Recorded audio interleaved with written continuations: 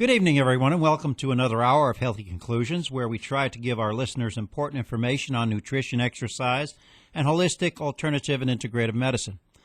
Please take a minute to visit our website at www.healthyconclusions.com and like us on Facebook. My name is Bob Neugebauer, and I will be your host for this evening's show. Tonight's show is being brought to you by Altrua Health Share, which has been serving its members and their families with their health care needs since 1997. Please take a moment to visit their website at altruahealthshare.org or call 888-244-3839 to just see what Altrua Health Share can offer you for your family's health care needs, as it could mean substantial savings. Our guest for this evening is Greg Schweitzer. Greg is a certified neuro-linguistic programmer, practitioner, as well as an experienced speaker and trainer who focuses on catalyzing breakthroughs in the areas of human performance and productivity, business success, and life augmentation. I guess we could say that it is Greg's job to motivate people to change for the better. Is there anything you would like to add, Greg, if someone in our audience might be interested in your services, as to how they can also contact you? Yeah, great question. Thank you very much. And Bob, thanks a lot for inviting me to this conversation. I love having great conversations about having a great quality of life, and I think that's most of what we're going to be talking about today. If people are interested in contacting me because they'd really like some help to be able to get on track with the things that are important to them, about making the changes that are going to make life better for them, it's just simple. You can just pick up the phone and call me. I'm a pretty simple guy. My number is 208-794-3532, and if you just look up Greg Schweitzer on Facebook, you'll find me. Okay, let's get into our discussion this evening. According to my Google search, the definition of neuro-linguistic programming is an approach to communication, personal development, and psychotherapy created by Richard Bandler and John Grinder in California in the 1970s. But this is a coaching system that could have many uses, which we're going to venture into tonight. Can you tell us what made you get into this particular profession? Yeah, absolutely. It's so interesting because as I'm listening to the definition that you just described there, I'm realizing that most of what got me into this line of work, into this profession, and my deep level of interest has to do with the fact that I've had my own situations in life where I wanted things to be better, or I struggled with certain circumstances from the different quadrants of life. I mean, spiritual, physical, emotional, mental, all those kinds of things. And in that, I was just simply looking for better answers. And in that, it's just led me through some research that has led me to some good training and list of skills and developing those things so that I not only can have that better for myself, but now I know how to help other people do the same. I know you use this coaching system to help people become more motivated and confident in themselves in order to further their business careers. What I'm interested in is, could this method be used in an integrative medicine scenario to help motivate a person to make a lifestyle change or to be more confident that they're going to conquer a particular disease that they might have? Yeah, absolutely. Yes, I do work with a lot of people in the business industry, and there's a lot about business that's psychological. I mean, there's a concept that says 90% of business success is mindset. But when it comes to the other quadrants of our life, especially when we're talking about health and integrative medicine, this can be a key piece with this. What I would say in regards to this is that one of the things you mentioned is helping people to make lifestyle changes and be more confident. And the truth is sometimes people just aren't as confident as they want to be around being able to make changes. And sometimes they'll give it their effort and they'll try, and they're like, I've been trying, I've been doing all the right things, but it just doesn't seem to be working. And so with NLP and coaching practices and practical psychology, one of the things that's really important to remember is that that has to be a key piece for us in terms of the confidence in making the change, and that NLP and coaching is about modeling what has worked. We as human beings are more alike than we are disalike, and when we model what has worked for people in their lives and in their health and so on and so forth, NLP just finds some great techniques to be able to help people make those models work for them so that they can have the change that they're really looking for. I'm sure you can agree with me that sometimes when people are looking at trying to make the changes and they feel like they're doing all they can, yet it doesn't seem to be enough, they can want to throw their hands up and quit, and that just causes more problem. Yes? Well, I think a lot of this. Let's just take, for instance, weight loss. There are so many. We've got 30 to 40% of the people in this country now that have a weight problem, and many are obese, and this is causing some serious medical problems, not just with diabetes, but with a lot of other diseases that are caused by this obesity. Now, say somebody comes into your office, whether they're looking, to change jobs or try to improve their personal persona, or they've got a medical condition. How do you talk somebody who is overweight, they know they're overweight, into actually getting a change in their lifestyle that will get them to the particular way they want to look? Yeah, I feel what you're saying there. What's interesting about this is that if people are wanting to make a change, sometimes they're wanting to make a change around their obesity, their health, right, to become thinner and healthier and that kind of thing. And sometimes it's maybe career or otherwise, they just don't feel confident enough to get out there and do the right interview or those kinds of things as well. And so one of the things that's really critical is what we're going to call identity. How people see who they are, how they see themselves, and honestly how they view how others see them as well. So there's two pieces to that, and there's some key pieces to be able to help people realize the value of who they are and separate that from what they do. And so sometimes people feel like if they're not as confident in who they are, that they can't maybe do what they need to do to become healthier, or do what they need to do to have the better career, or whatever it might be. So I would begin in the area of who do you believe that you are, and let's talk about how much of that is true and how much of it isn't.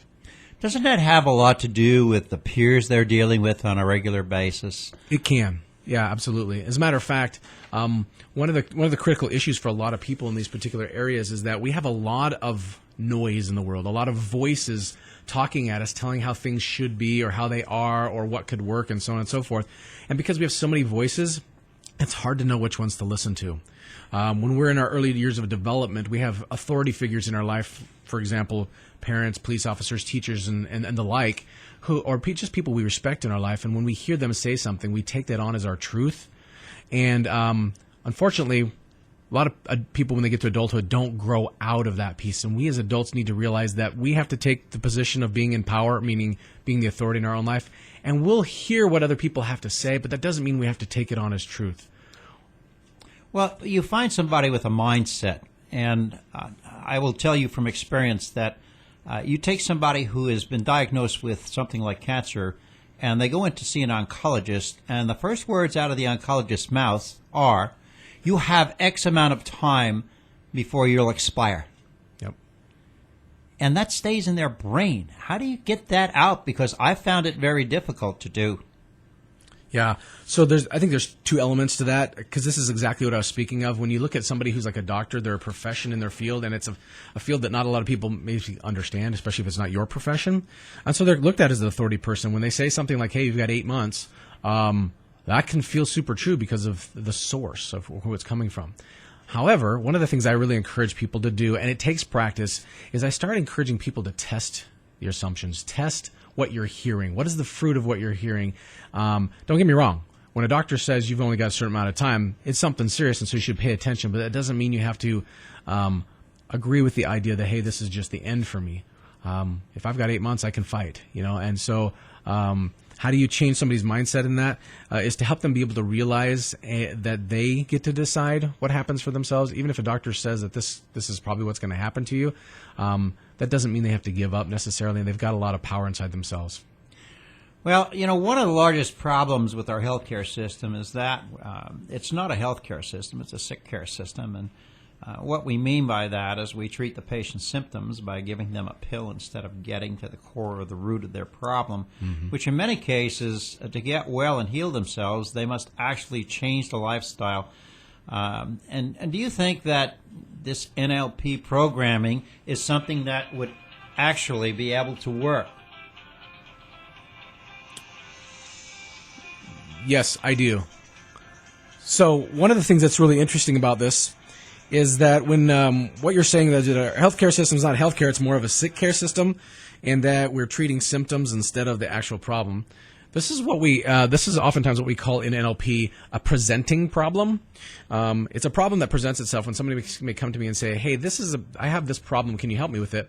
And as I dig a little bit deeper, which is part of what the tool set is of being an NLP practitioner, dig a little bit deeper, we find out that that's not actually the core issue. And when we get to the core issue, it oftentimes takes care of what we call the entire gestalt, or the entire problem and all the pieces surrounding the problem. And once that's taken care of, it changes the symptoms. It makes the symptoms go away. If you continue to pander to the symptoms, you're covering up the problem, which can continue to fester. And that's physical problems, that's emotional and mental problems, that kind of thing. Those things continue to fester, and then they come out in darker and uglier ways. And that's where people start continually to get more and more unhealthy. Well, we all know that stress plays an important part in the healing process. Do you believe that you as a coach using this NLP system, you could help reduce the stress that patients would have while dealing with a critical illness? Yeah, absolutely. This again harkens back to all of the noise and the speed of our life, something that we're so accustomed to and used to, especially now with the invention of social media and other video and all that kind of stuff. Everybody's talking about something and can hear a lot of things. Now, what's interesting about that is that not just the content of what they're saying, but the speed at which we're living, the speed at which we're noticing things. And when it comes to taking care of ourselves through a healing process, that much noise and that much stuff that we believe we have to manage and take care of can cause high levels of stress. And we know that stress levels aid in creating health issues. And so what I would say is that from an NLP standpoint, reducing stress sometimes just has to do with helping people be able to slow down and get a different focus, a better focus. I did several techniques where I help people on a regular basis to be able to say when they're feeling like they're overwhelmed or stressed or not feeling well, hey, let's take a couple minutes. Let's breathe. Oxygen is powerful when it comes to health. How do we take deep breaths and let those soak into our body? How do we slow down our mindset and our body for a few minutes just to let it catch up? And so sometimes taking people through those kinds of scenarios and techniques allows them to be able to reconnect with the right pieces that are helpful to move their mindset towards supporting their health. So you find that you're using this therapy in your everyday coaching when it comes to people in business, because I'm sure they go through the same stress levels in business as they would do in a medical situation. Is that right? Absolutely. And I think one of the key pieces about neurolinguistics and coaching in general is that we're speaking to and working with the whole person. A lot of people come to me for business solutions, and what we find out is that a lot of the stuff that's holding them back from their business successes is their personal baggage, the personal stuff that they're dealing with, whether that's I'm not feeling well today, or they come with a stress that says, geez, I'm not making enough money and I got to pay my bills this next month. And that can really do a lot of damage to somebody, both in their health, but also from their willingness and ability to actually engage and do good work to be able to get the results they need. And so through NLP, we can find some ways to be able to help people be able to stay in power and control themselves if they can't control their environment. All right, so your environment has an awful lot to play in terms of the part and parcel of being able to handle stress and getting well. So when you talk about your environment, you must also be talking about your home environment and the people that are around you, not just your work environment, especially if you're somebody who's ill and you've got a caregiver out there working with you. Yes, I agree. And I love that you're drawing attention to that. I think too often for us as people, it's easy for us to look at environment and see a narrow view of it. Especially if I'm talking from, say, a business standpoint, I might look at my business environment.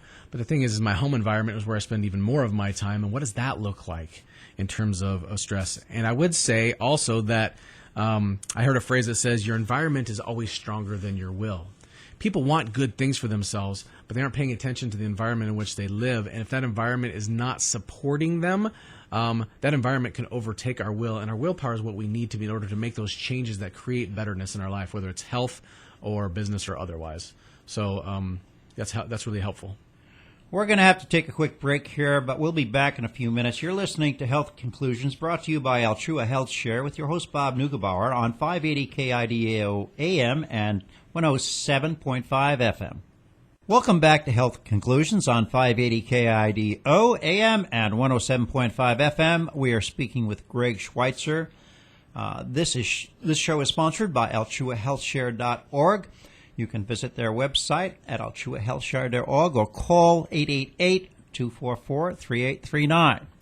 So let's get back to where we were. I know from past history that motivating people means getting them to believe in themselves. Can NLP help to motivate a person's belief system enough to make them believe that they can recover from whatever illness they might have? And I say this because I've read a lot of history about these spontaneous remissions from different diseases, and that the mind can actually control your immune system if indeed everything is working properly. But how do you feel about this? Yeah, actually, this is probably one of the core concepts around neurolinguistics, and honestly, just how we work as human persons, and specifically the word belief. Our beliefs drive everything that we do and don't do, everything that we do and everything that we avoid. And so when people are in a position where maybe I believe that, you know what, I'm just not very good at math, I'll show up that way. I just won't be able to do good math. If I believe that it's too hard for me to get exercise and keep myself healthy, then my belief will keep me from doing that.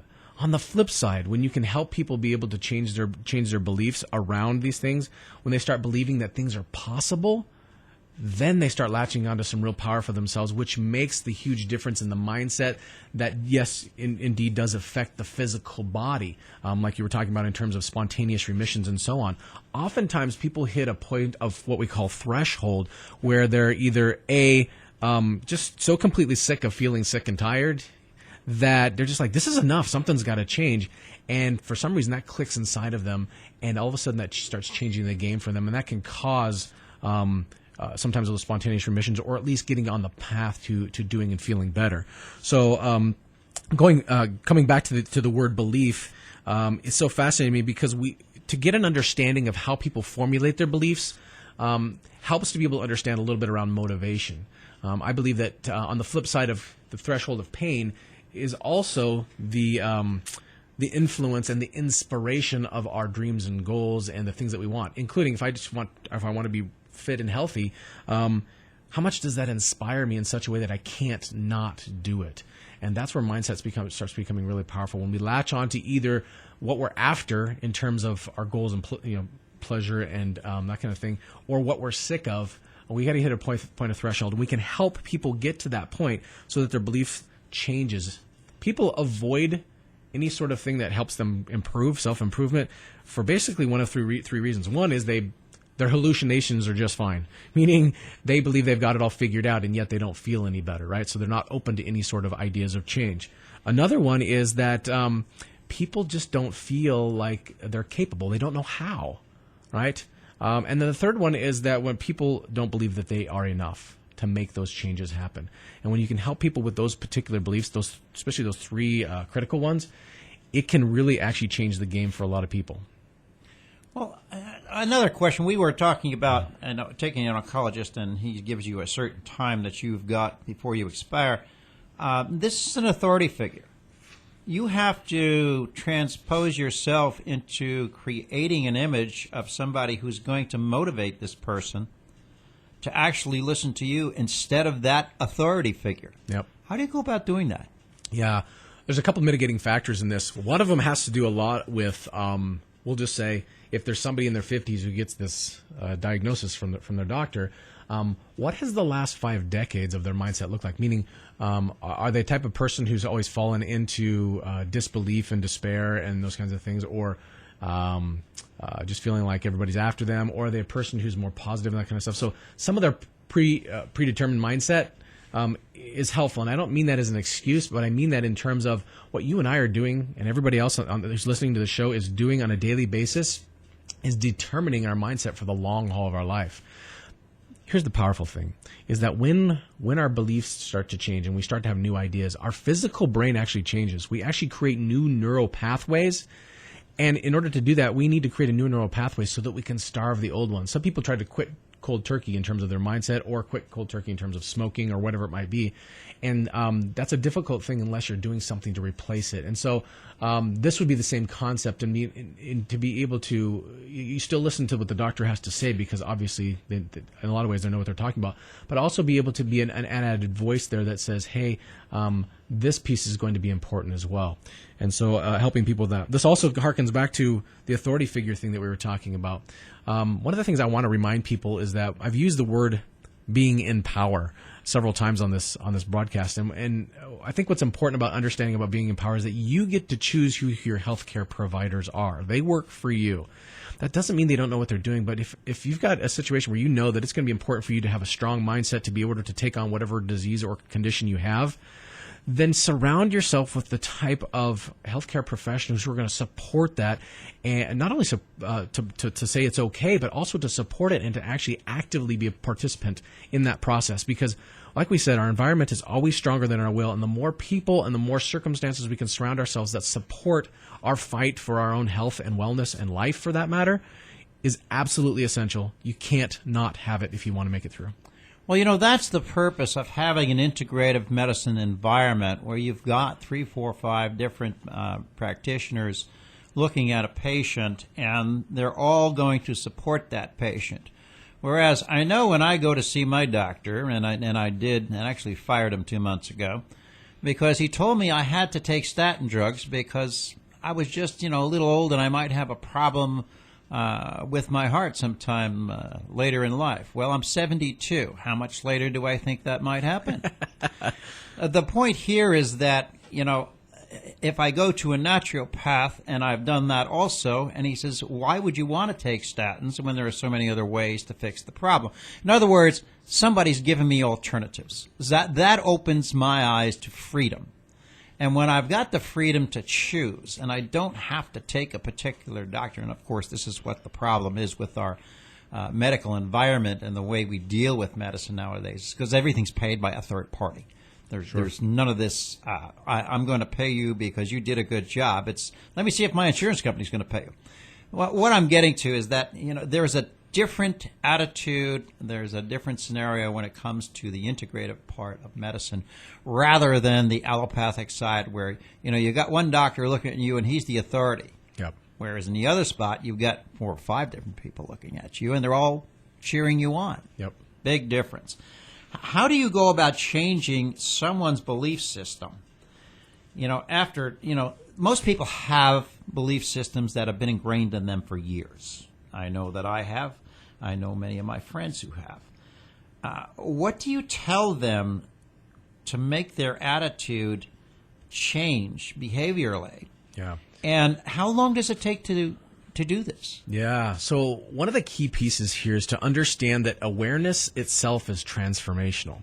And so much of the work in NLP and coaching people has to do with helping them to be able to realize that they do have choices. When we feel like we have a choice, that we get to decide what we get to do, we actually get to feel like we're in power. When we feel like somebody's telling us that there's only one way, that feels so restrictive and disempowering. And honestly, for a person who's dealing with health conditions, it can be very depressive. And so through the work through neurolinguistics and so on, you can actually help people become aware of the choices that are available to them by interrogating their assumptions, interrogating their beliefs around this so that you can help them see that there's other possibilities. And remember, I said to you a few minutes ago that people won't choose to do what they need to do is because they either their hallucinations are just fine, meaning that they think they've got it all figured out, or that they don't know how, or that they don't believe that they're enough. And when you in those 3 categories start making awareness of people have more choice and more ability than they think that they do, as a matter of fact, even just determining who your healthcare team is going to be from an integrative standpoint, that in and of itself starts changing belief in people, just understanding that they have more choices. And then getting them into action, because all of this stuff we're talking about here and changing beliefs is 2 pieces. One, it's going to be our mindset and how we're thinking, but 2, belief change can happen through action. If somebody doesn't believe they can do it and you actually go out with them for depending on how their health condition is, go out for a 10 or 20 minute walk with them and you get to the end and you have a conversation about like, how did that go? Well, it was really uncomfortable, but I went farther than I thought. That moment there when they did more than they thought was possible helps change their belief about what they're capable of doing and what's possible for them in their lifestyle. That's a great concept. I really like the way you presented that. We're going to have to take a quick break. We'll be back in a few minutes. You're listening to Health Conclusions brought to you by Altrua Health Share with your host Bob Neugebauer on 580 KIDO AM and 107.5 FM. Welcome back to Health Conclusions on 580 KIDO. We're speaking with Greg Schweitzer, sponsored by AltruaHealthShare.org. You wanted to finish the question I asked before on how long it takes to change an attitude. Yeah, this is really helpful because, and I wanted to make sure I answered the question because we talked about the how, the awareness on being able to help people move and change their beliefs, and part of that includes some action. But the question is, how long does that take? And I would say that given our society, we used to call ourselves a microwave society, but we are so far beyond that now that everything can happen almost instantaneously. And so culturally, we have a lack of patience, if you will, around time. And what I want to encourage people to understand is that you change at the rate you're ready for. And what I mean by that is some people are so sick of where they're at right now that they can make a change in a moment. Well, I know I made a change. I quit smoking and drinking in one day. All in one day. That's after 54 years of it. That's right. And see, people often believe mistakenly that, well, I've been trying to quit for blank years or whatever it is. And so they said, it took me that long to quit. Well, no, actually, it took you 1 second or 1 moment to quit. It's just you thought about it for a really, really long time. And so I just want people to understand that things can happen uber fast, but also don't be impatient with yourself and don't believe that the process doesn't work if it takes you longer.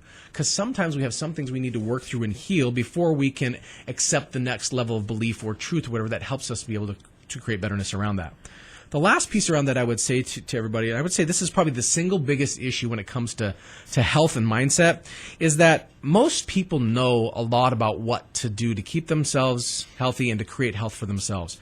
The biggest issue is actually being able to apply the things around the food and the way we fuel our bodies, the water we need to take in, the oxygen we need, the sleep we need, all that kind of stuff, is the discipline and the application of those particular pieces. And this is where people's mindset derail them a lot because they know what to do. It's just that they haven't created a cadence of accountability around being able to stay on top of the practices that keep them as healthy as they want to be.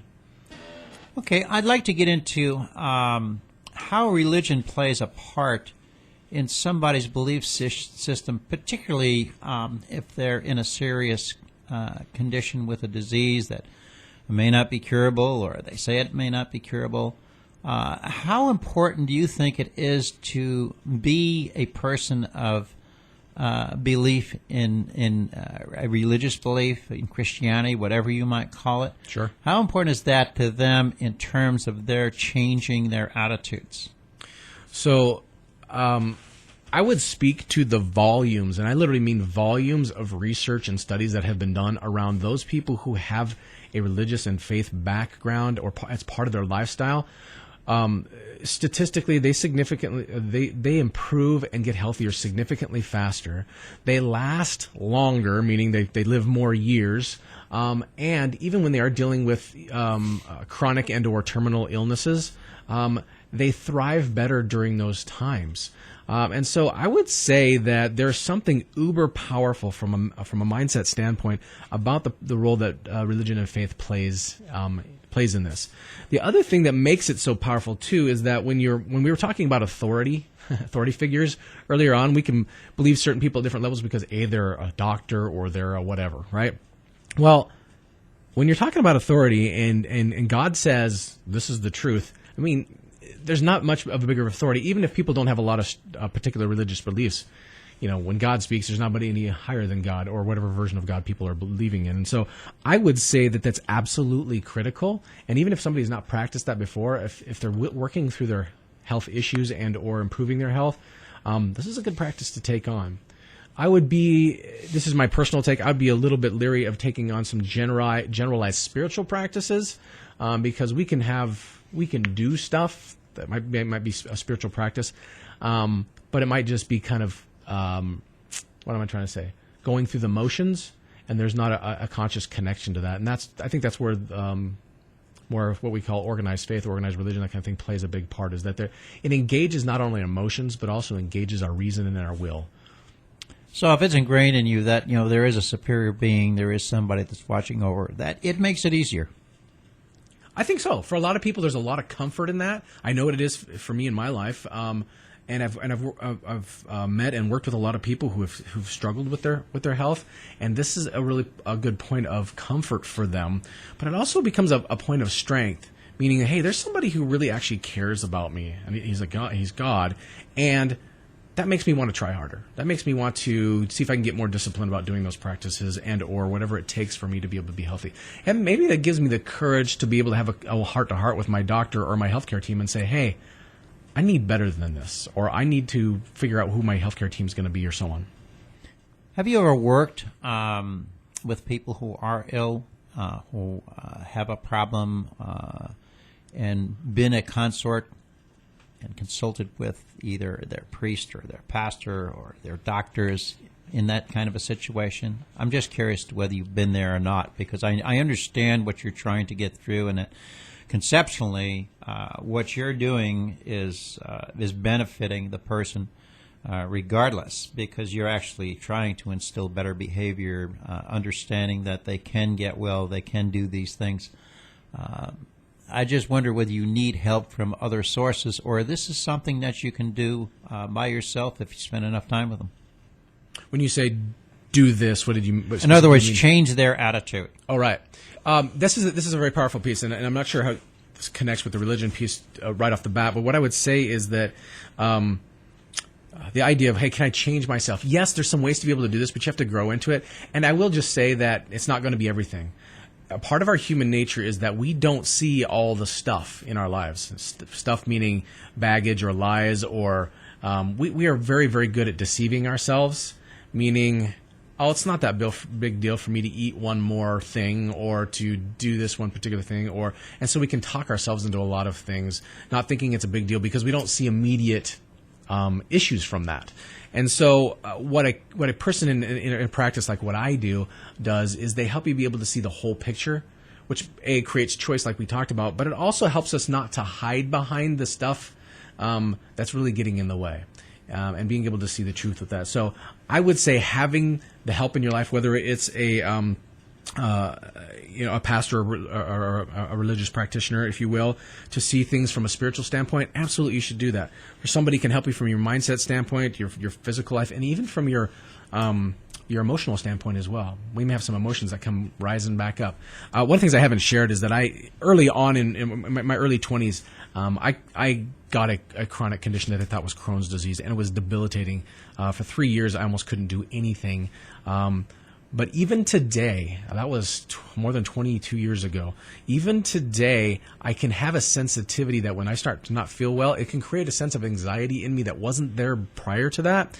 And so because of that conditioning, it's good for me to have other people to help me see things a little bit different and remind myself that, Greg, you're not coming apart. You just feel uncomfortable for a minute.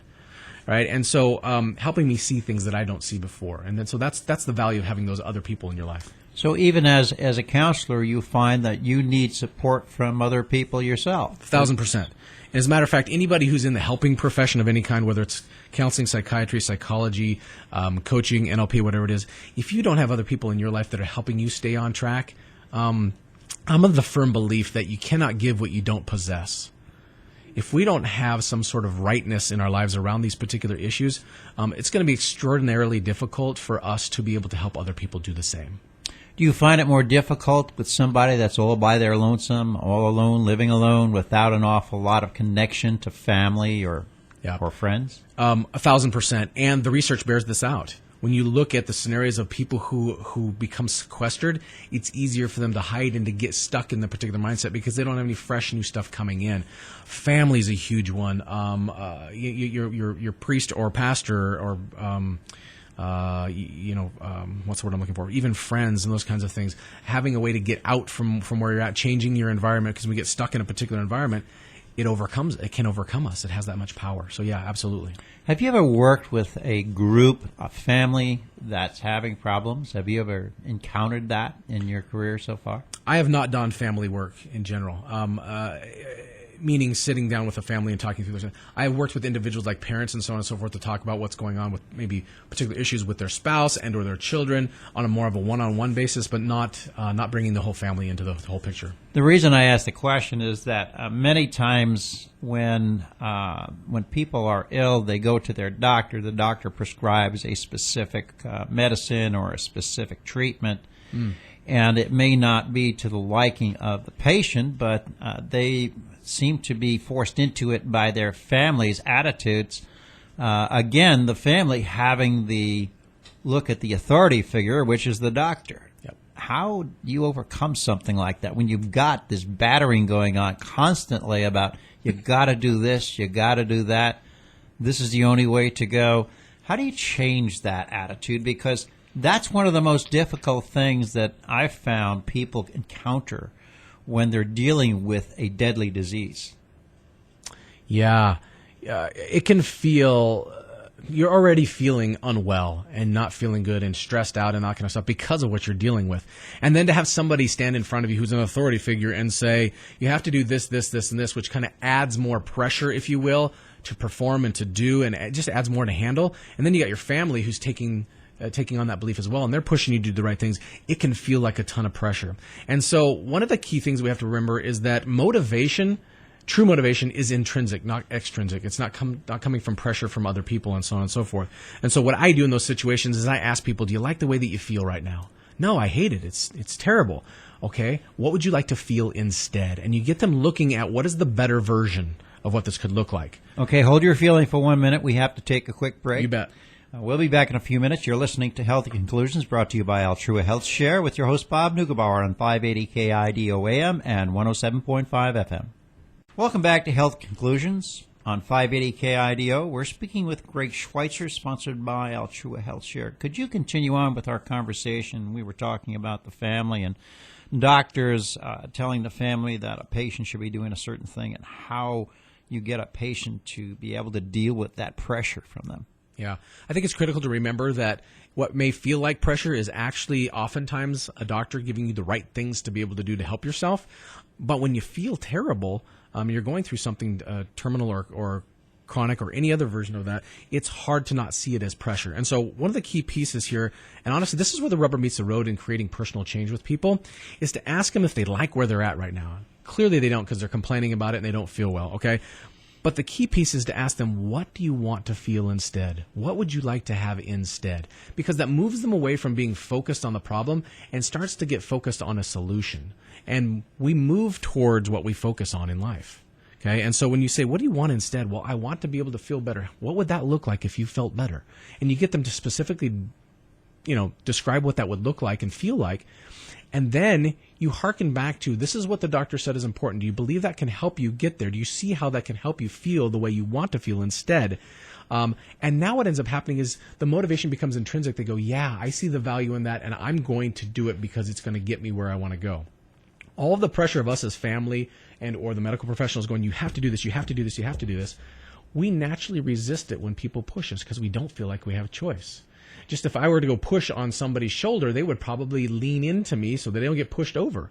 That's a natural process for us. And so how do you reach in and help somebody see the value so they can self-discover that this is important, which creates the internal motivation that they need to make things happen? Well, we all have authority figures to deal with, whether it be in the form of bosses, teachers, doctors, whatever it might be. How difficult it is to change someone's mindset once something damaging has been impressed on them, and whether it's a boss telling them that they're no good and they're lousy at their job, or teachers saying, you just don't know what you're doing, you can't learn a thing. I mean, we've all heard these things in our lives. Sure. That damages people mentally, because a lot of these things sit with them because they are authority figures. They sit with them for many years. How do you get that to go away? How do you get that discouragement that's been impressed on them to go Sure. away? Linguistically, one of the things you said is that when this stuff comes at us, it damages people. And one of the things I have to help people remember is that you get to choose what bothers you and doesn't bother you. This is the powerful part of our mindset, is that when somebody tells you you're terrible at this, you get to choose whether you're going to believe them or not. I coach people a lot of time to be able to understand the difference between being cynical and being skeptical. I always encourage people to be skeptical, because a skeptic says, why don't you go ahead and tell me what you want to tell me, and I'll decide from there if I'm going to bring that on as my truth. A cynic says, my hallucinations are just fine. I don't need to hear what you have to say, and I'm going to shut you off even if it is good for me. Then there's a powerful difference in that. And so going back to your question there, understanding first and foremost that we don't have to let some of the stuff get to us. You got to create a mindset that's going to help you with that. The other piece is how difficult it is to change someone's mind. Number one, changing by ourselves is extraordinarily difficult. It just is. And so having help is powerful. Number two, the work that I do, I don't change people. I'm a catalyst to help people to be able to create the change in themselves that they need to have. They've got layers of stuff that are getting in the way, and my job is to peel back the layers so they can access the genius that's already inside of them to be able to do what they got to do and live how they want to live. We got to stop looking to people as our saviors, if you will, right? And start looking internally and being able to see, you know what's getting in my way, and I get to be the person that decides that. And so when people start latching onto the fact that they have much more control and power in their lives than they think they do, that's helpful. The third piece is that we can only help people who want help. So there, in no way, no matter as good as I am, it's going to be almost impossible for me to come in front of somebody and force them to make the change that is going to make their life healthier. They've got to want something different. And this harkens back to me asking them, do you want things to be better? Yes, I do. Okay, so what's preventing you from doing what you got to do? I don't want to. Okay, so which do you want? Do you want to do what you don't want to, or do you want to feel better? Which is it? And that seems like a very blunt conversation, but unless we have truth, we're not going to change. You know, even the good book and the writings out there say that the truth shall set you free. And when I hold the truth up in front of people in a way that that helps them be able to see what it really is the truth, and not let people hide in their own excuses and so on and so forth, then they start gaining that freedom that makes them want to be able to change and add the ability to change. So changing is not as difficult as you might think it is. It's a matter of the person you're talking to being willing to do that. Yeah. So you have to have them on well, should I say off guard, so that they're willing to listen to somebody, which they haven't been willing to do evidently for some time. That's true. And the truth is we don't have a lot of people in our lives who are telling us the truth. Well, we know that. We hear that every day. we know what fake news is now, for sure, though. Right. Do you find it more common once people understand what their problems are and you get them to change? Do you ever find them coming back to you because they lose that motivation you help them get? Yeah, this is a good question. It is very possible and often can happen that once people create change in their life that they might slip back, or some circumstance or environment that they interpreted might have put them in a position where they're kind of back in a demotivated state or a depressive state or whatever version of that might look like. And so, I would encourage people not to feel terrible about that, but to know that you have a source of help in what you've learned from your previous experience with a practitioner in some way, shape, or form. That you've done it before. The fact that people have won in their lives and done these things before, I call it projecting nostalgia. You go back to the time when you were able to do that, and you did do that before, and then you use that state to help you move forward. So yes, they can lose that piece, and yes, sometimes people come back to me, but there's not a shame factor in that. And the other key piece really is that you've got to be continually conditioning yourself to be able to have the mindset so that you don't slip back into those areas in the future. We'd like to thank Greg Schweitzer for joining us this evening and for offering his insights into natural medicine and how he is able to help people. This is Bob Nuckerbauer signing off for Healthy Conclusions, and we hope you will join us again at the same time next Sunday for another hour of informative talk on nutrition, exercise, alternative medicine, and options. Sponsored by AltruaHealthShare.org on 580 KIDOAM and 107.5 FM. Good night.